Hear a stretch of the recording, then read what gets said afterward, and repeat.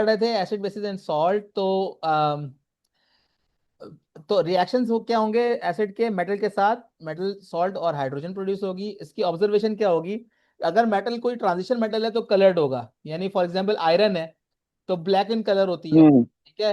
या जिंक है, कोई भी कॉपर ब्लू ट्रांजिशन मेटल, होता है। कॉपर होता है, कॉपर इज ब्लू सोल्यूशन के अंदर होता है, वैसे कॉपर मेटल पिंक होता है, ठीक है, कॉपर कलर पिंक होता है होता वैसे, है।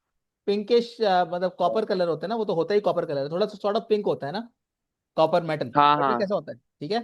तो कॉपर हम्म। मेटल होगा तो वो कॉपर कलर का होगा या पिंक कलर कुछ बोल सकते हैं, मतलब।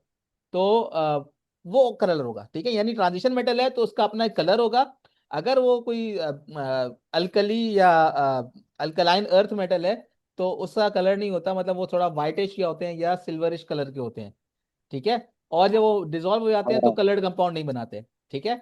तो ऑब्जर्वेशन अगर आए, हम साथ साथ पेपर के क्वेश्चन भी डिस्कस कर रहे हैं कि पेपर में क्या क्वेश्चन आता है।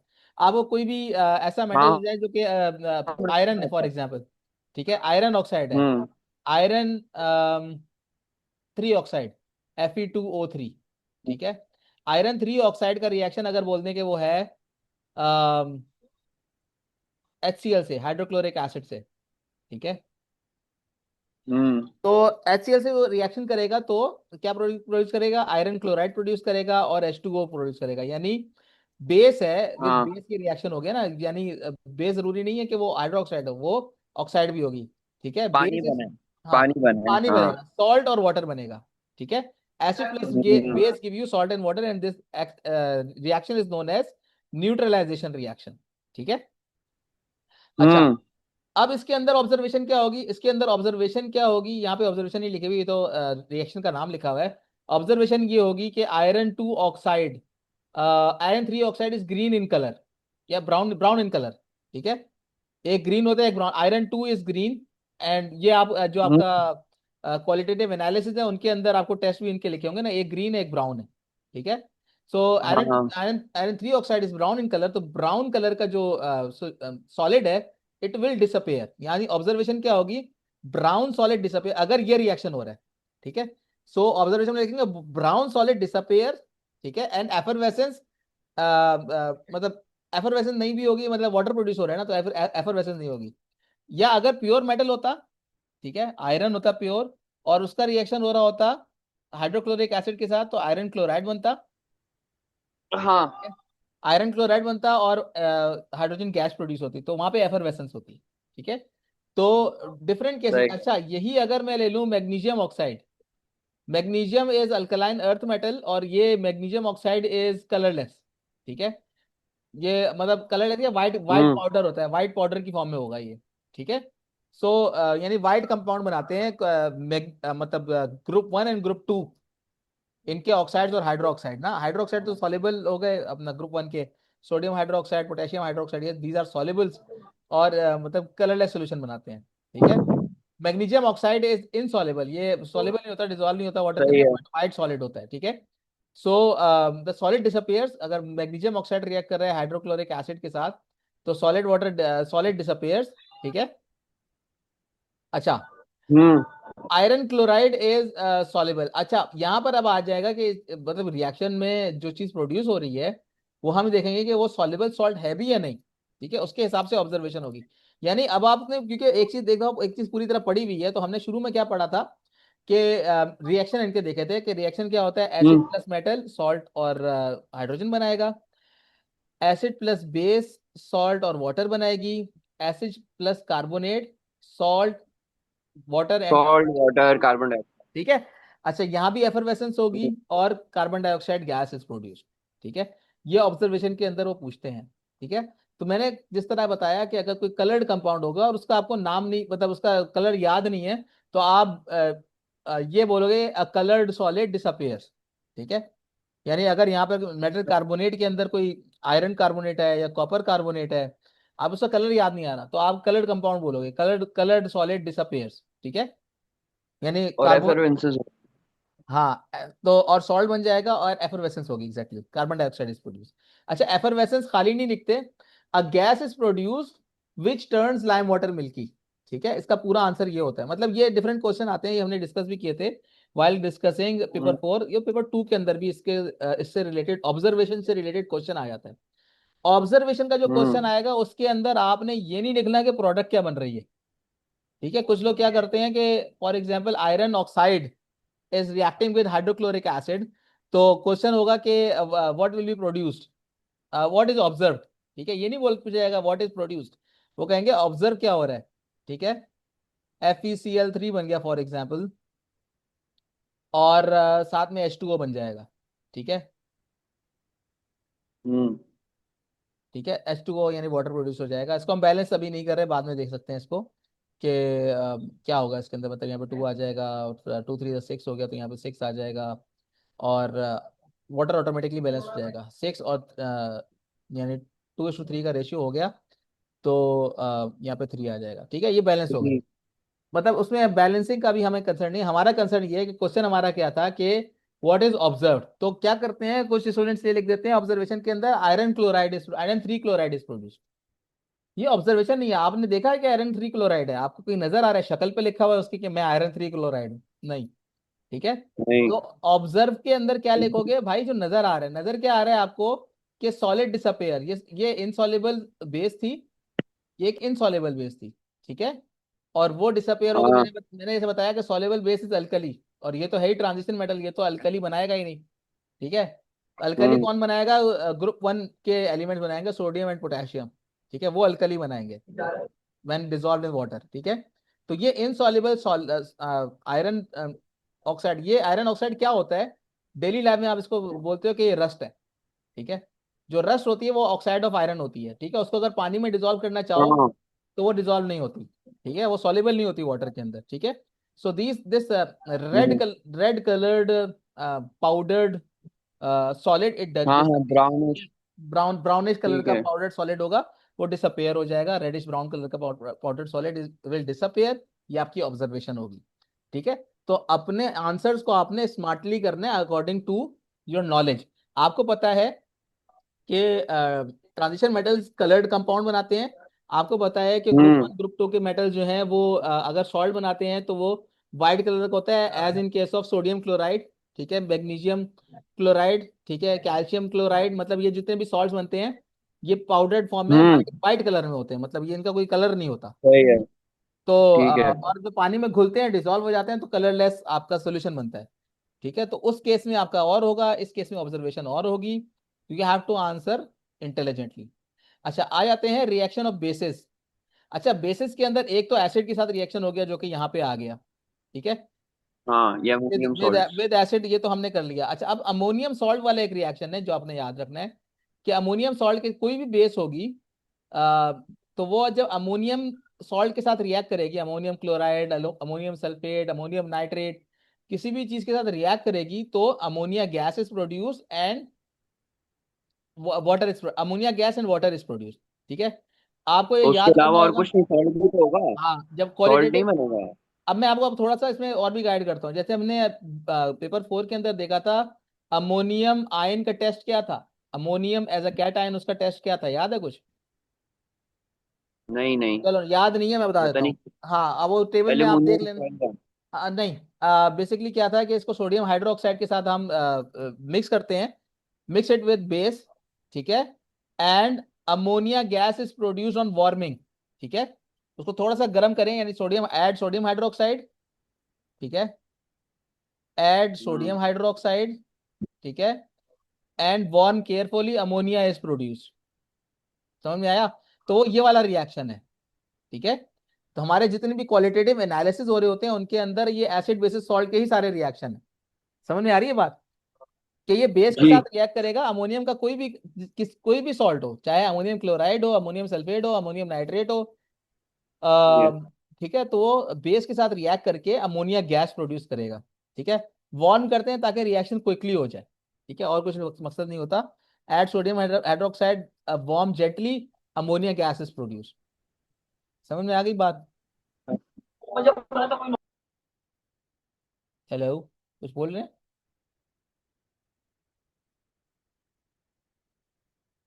अच्छा,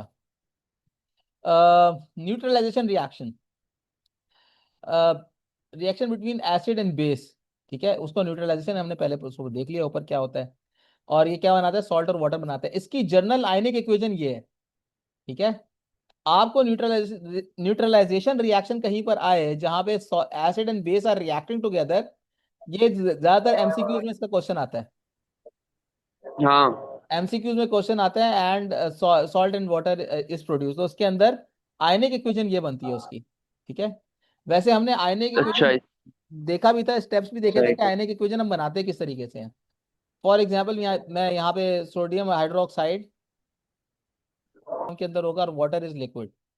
ठीक है, वाटर को हम सॉलिड एक्वियस फॉर्म में नहीं लिखते, तो हम जितने एक्वियस कंपाउंड होते हैं उनको हम आयनिक फॉर्म में लिख लेते हैं। ये हमारे पास आयनिक इक्वेशन लिखने का तरीका होता है।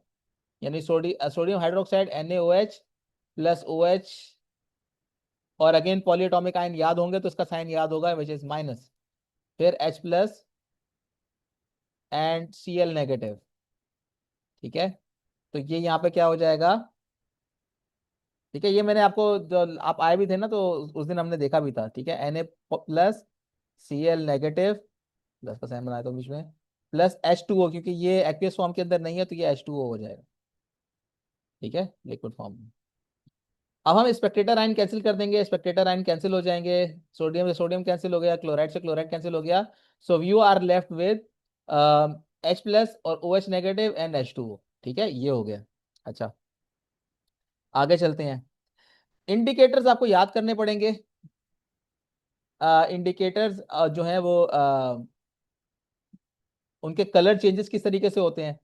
अच्छा, एक तो आपके पास यूनिवर्सल इंडिकेटर भी होता है। ठीक है, वो पीएच इंडिकेटर कहलाता है। ठीक है, लेकिन एसिड बेसिस सॉल्ट के केस में जब आप खासतौर पर न्यूट्रलाइजेशन का रिएक्शन कर रहे होंगे in titration, so you use these indicators. Later से पर you can use thymolphthalein, you can use and methyl orange. Okay, ये आपके सिलेबस के अंदर है तो इनको आप याद करें। थाइमोफ्थलीन का कलर क्या होता है, it is in acid it is colourless, and in alkaline solution it is blue.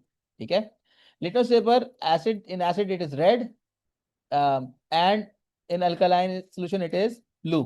ठीक है, litmus paper भी होता है by the way, litmus dyes भी होते हैं। ठीक है, so it is red in color in acidic solution and blue in color in alkaline solution, and methyl orange is red in color in acidic solution, yellow in alkaline solution, और जब neutral होगा तो ये orange colour देगा।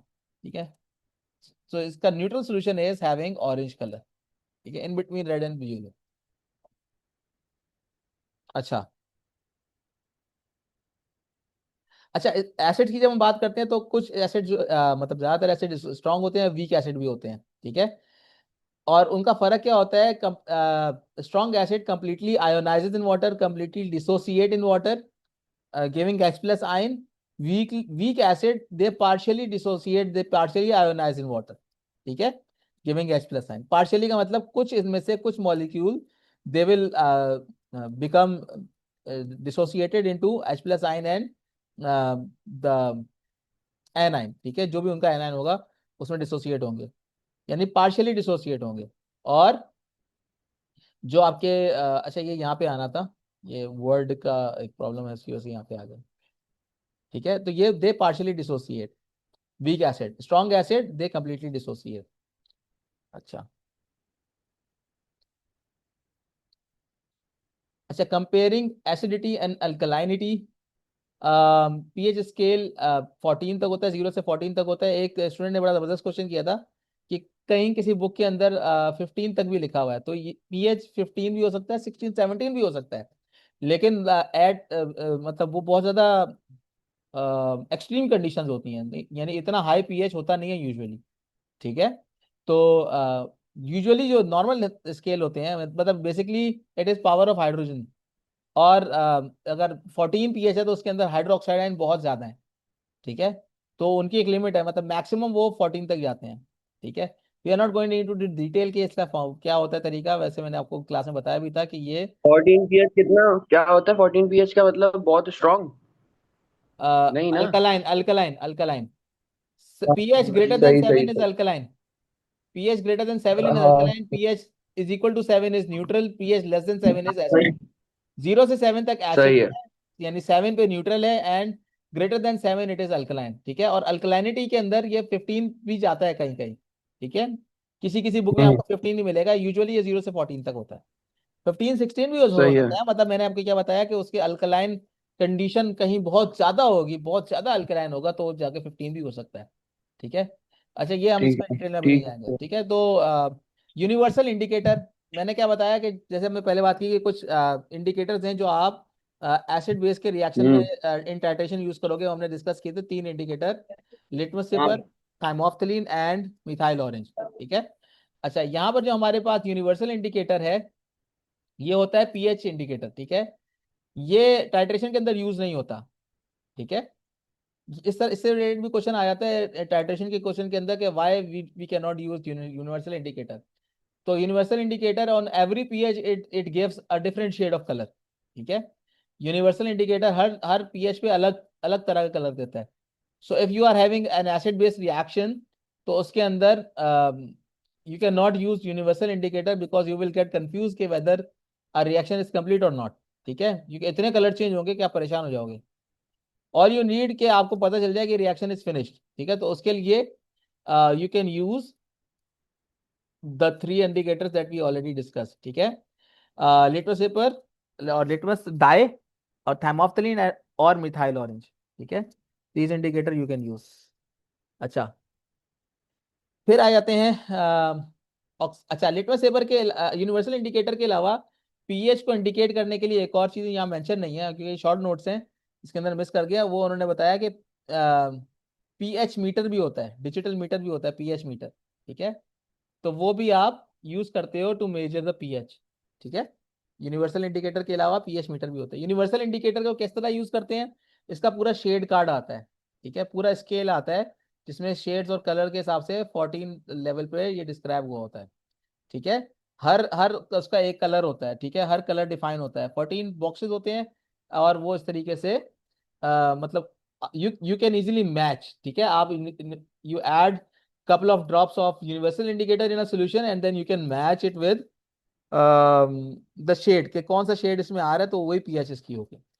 और इसके अलावा pH major करने का एक तरीका पीएच मीटर भी है। ठीक है, इसका भी क्वेश्चन आता है कि मेथड्स ऑफ यूजिंग, कि हम किस तरीके से इसको यूज कर सकते हैं। ठीक है, सो उसमें पीएच मीटर और यूनिवर्सल इंडिकेटर, यानी एक आएगा कि universal indicator is use, what is another method of measuring pH, तो उसके लिए पीएच मीटर होगा।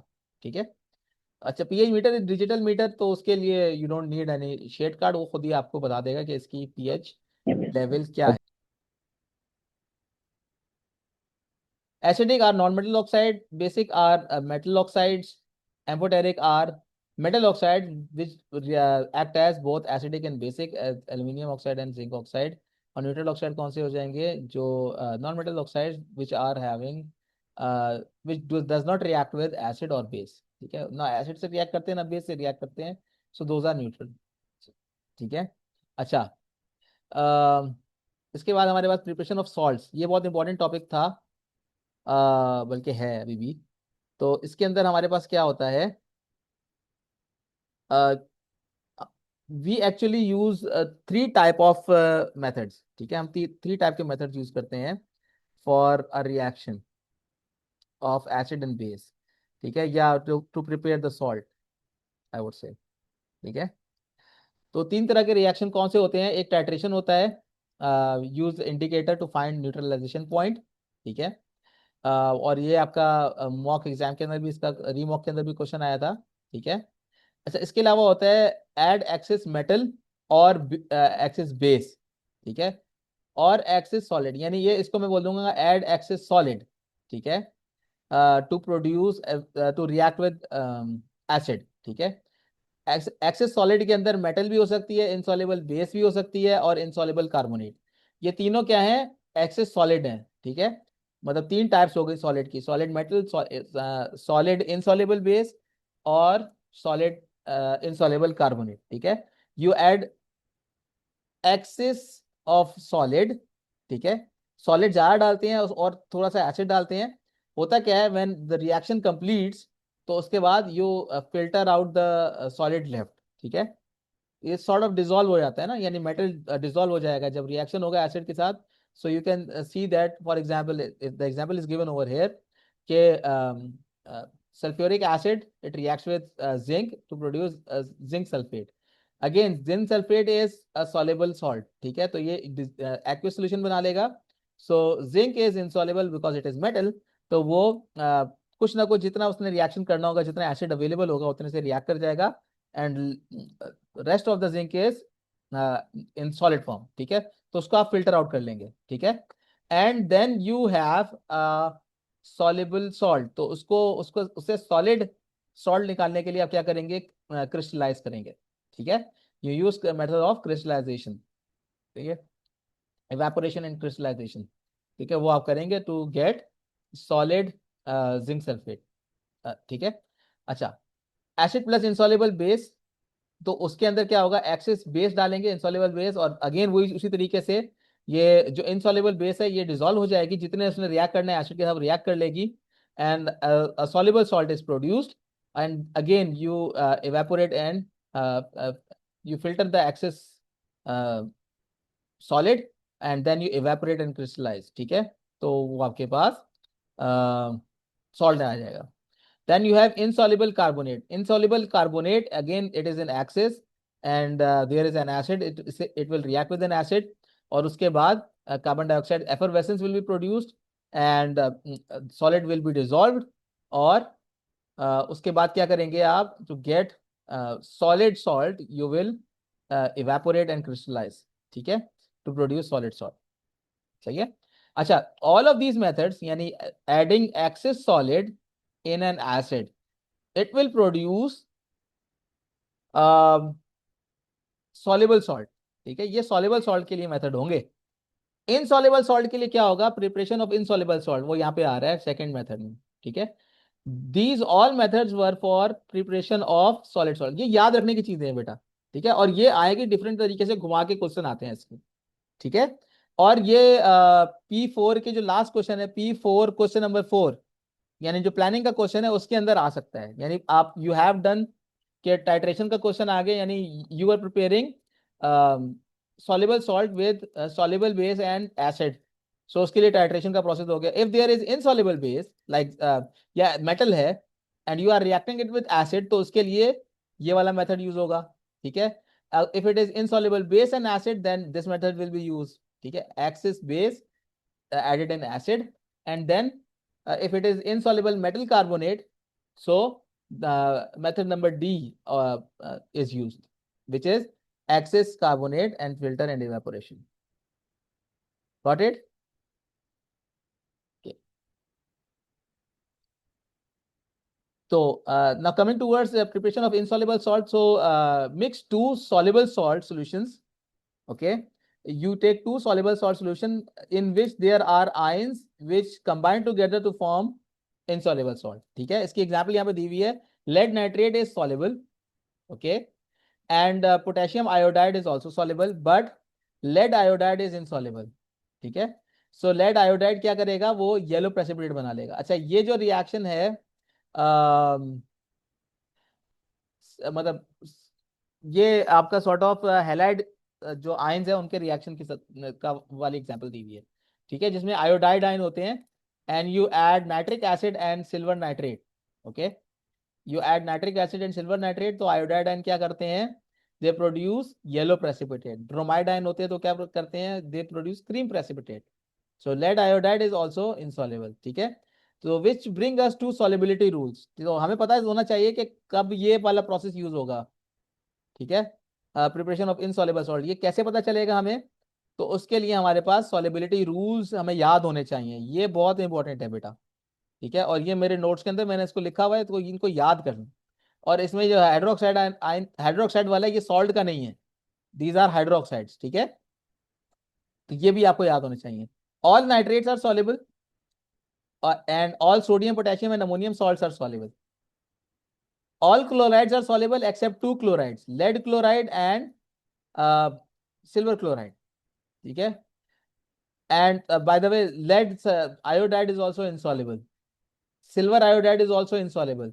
Silver bromide, यानी इसके जितने भी हैलाइड्स होंगे, यहाँ पे मैं हैलाइड्स भी लिख सकता हूँ. ये सब हैलाइड्स के लिए, it is of for all halides. By halides I mean chloride, bromide, iodide और फ्लोराइड इवन, ठीक है. तो उनके लिए आपका ये वाला रूल है, ठीक है।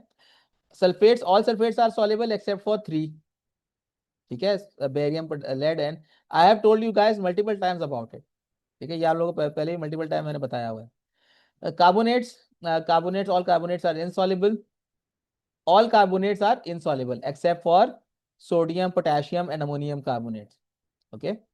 Coming towards hydroxide, these are not salts, ठीक है, लेकिन इनमें क्या है, all hydroxides are insoluble except for sodium, potassium and calcium hydroxide और अमोनियम हाइड्रोक्साइड जिससे हम बात की थी पहले, ठीक है, अमोनियम हाइड्रोक्साइड। और क्योंकि इनके सारे सॉल्ट्स भी सॉल्युबल होते हैं तो इनके हाइड्रोक्साइड भी सॉल्युबल है, सोडियम, पोटेशियम एंड अमोनियम, और and calcium hydroxide is slightly soluble, ठीक हो गया। ये सॉल्युबिलिटी रूल्स आपको याद होने चाहिए, मतलब इसमें और भी बहुत सारी चीजें आ सकती हैं, मतलब ये बहुत मुख्तसर जो आपके अकॉर्डिंग टू योर सिलेबस होना चाहिए आपको चीजें याद, वो यहाँ पे लिखी हुई है, ठीक है, जो आपके सिलेबस में आपके लिए इनफ है, ठीक है। अच्छा, अब इसमें फिर आता है हमारे पास हाइड्रेटेड एंड एनहाइड्रस सब्सटेंसेस, ठीक है। Hydrated substances they contain water of crystallisation, ठीक है। कुछ सॉल्ट्स होते हैं जो जो क्रिस्टल बनाते हैं with the help of water, ठीक है, water is use to bind them together, उनके क्रिस्टल्स को बाइंड करने में हेल्प करता है, ठीक है, अदरवाइज वो पाउडर्ड फॉर्म में होंगे, ठीक है। तो उसमें हमारे पास यहाँ पे आ गया, जैसे फॉर एग्जांपल दी हुई है कॉपर टू सल्फेट की, इसके अलावा बहुत सारे भी हो सकते हैं, आयरन का कोई हो सकता है, कोई और डिफरेंट हो सकते हैं, तो ब्लू कलर का क्रिस्टल बनता है कॉपर टू सल्फेट। अच्छा, इसका वाटर ऑफ क्रिस्टलाइजेशन ये भी याद करना जरूरी है, it is 5 molecules of water are there around single formula unit of copper two sulphate, ठीक है। फॉर्मूला यूनिट हम इसको क्यों बोलते हैं, क्योंकि ये हमने हमने जब सोडियम क्लोराइड पढ़ा था तो उन्होंने बोला था कि लैटिस की फॉर्म में होते हैं ना, ions are in the form of lattice, ठीक है। तो हर हर फॉर्मूला यूनिट के साथ 5 molecules of water they are present over there, just to bind those units together, ठीक है, और क्रिस्टल बनाने के लिए उनकी हेल्प करते हैं। Anhydrous substances they contain no water, for example anhydrous copper two sulphate white powder होता है, ठीक है। अच्छा, ये जो है ना वाटर के टेस्ट के अंदर भी है, ठीक है, ये कॉपर टू सल्फेट जो है it is use to test presence of water, ठीक है। एनहाइड्रस वाटर टू सल्फेट लेंगे, अगर कहीं पे आपको कोई लिक्विड मिल रहा है and you are not sure whether it is water or not, so what you can do, you can just put white copper to sulfate over there and see what happens, ठीक है। if it turns into blue crystal, then it means water is present over there, ठीक है। तो ये आपने environmental chemistry के अंदर भी वैसे डिटेल में पढ़ा होगा, ठीक है। अच्छा जी,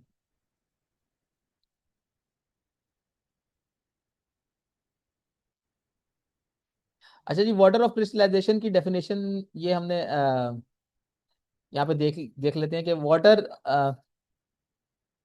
water molecules chemically bound within the crystal structure, वो क्रिस्टल स्ट्रक्चर का पार्ट बन जाते हैं। When ionic compound, some of the ionic compound when they are forming crystals, तो उसके अंदर वाटर उसका पार्ट होता है, ठीक है, it is part of the crystal. जैसे हमने कॉपर टू सल्फेट का देखा, इसी तरह कोबाल्ट क्लोराइड का भी है। अच्छा, ये भी एग्जांपल है, मतलब टेस्ट के लिए यूज होता है of presence of water, cobalt chloride, इसके अंदर ईच फॉर्मूला यूनिट उसके साथ 6 water molecules they are present, जो उसको मतलब बाइंडिंग उसका इफेक्ट देते हैं, हेल्प करते हैं बाइंड करने के लिए विद अदर फॉर्मूला यूनिट्स, ठीक है। यानी कोबाल्ट क्लोराइड के जो दूसरे फॉर्मूला यूनिट्स हैं उनके साथ उनको बाइंड करने के लिए water molecules they are there to help, ठीक है।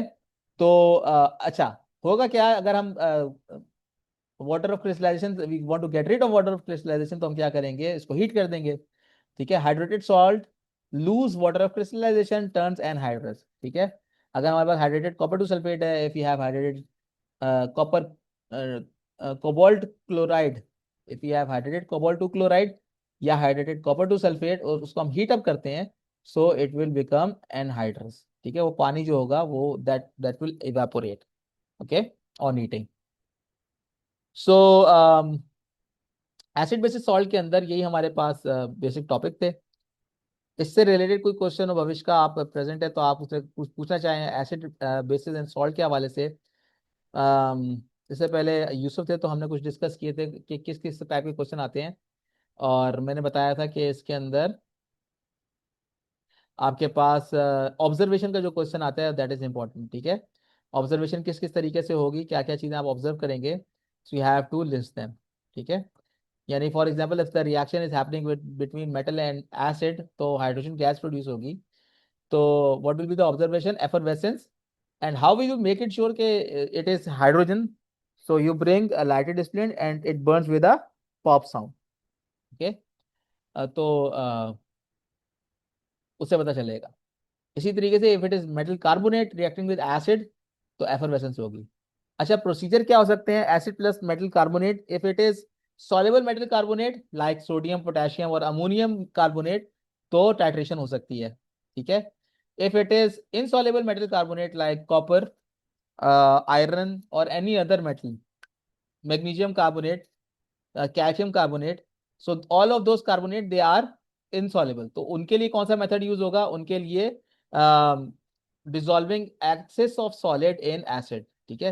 एक्सेस का मतलब सॉलिड ज्यादा होगा, एसिड कम होगा, ताकि एसिड कंप्लीटली न्यूट्रलाइज हो जाए, और उसके बाद जो हमारे पास सॉलिड बचेगा we will filter it out, ठीक है। फिल्टर कर लेंगे and then we have an aqueous solution of the salt produced, ठीक है। Any question so far?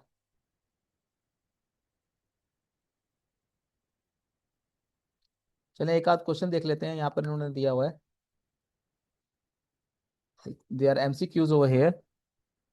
1 mole of compound X gives 2 mole of ions in aqueous solution, ठीक है। 1 mole of compound X give 2 moles of ions in aqueous solution.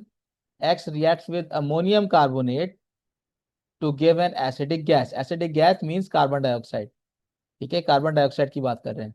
So what is compound x, तो हमें कुछ अंदाजा हो गया कि ammonium carbonate से रिएक्ट कर रहा है और कार्बन डाइऑक्साइड प्रोड्यूस कर रहा है, तो हो ना हो ये कोई एसिड होगा, ठीक है। इसका एक मोल 2 आयन प्रोड्यूस कर रहा है, तो एक एक तो H प्लस आयन हो जाएगा और दूसरा N आयन हो जाएगा, ठीक है। तो कौन कौन सा हो सकता है, calcium hydroxide, obviously it is base, तो ये तो नहीं प्रोड्यूस करेगा मेटल कार्बोनेट के साथ रिएक्ट करके कार्बन डाइऑक्साइड, ठीक है। एसिड ये भी है, नाइट्रिक एसिड, एथिनोइक एसिड और सोडियम हाइड्रोक्साइड, तो इनमें से कौन सा होगा। अच्छा, अब ethanoic acid is weak acid, ठीक है, nitric acid is strong acid, and we have ammonium carbonate over है ना।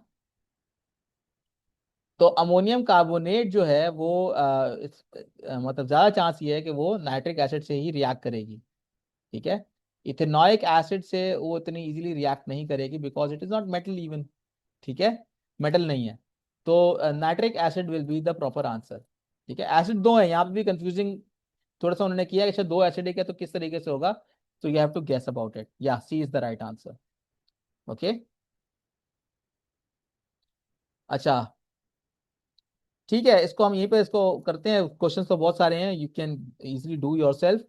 तो ये हमारा यहाँ पे एसिड बेसिस एंड सॉल्ट का टॉपिक हमने थोड़ा सा इसको एक फास्ट फॉरवर्ड रिवाइज किया है। So if you have any queries, कोई क्वेश्चन आंसर हो किसी के भी, तो मुझसे व्हाट्सएप पे भी पूछ सकते हैं रिलेटेड टू पासेबल क्वेश्चंस, ठीक है। और ये बहुत क्रूशल टॉपिक है क्योंकि इसमें 14 मार्क्स का आपका जैसे हमने देखा पेपर 4 के अंदर 14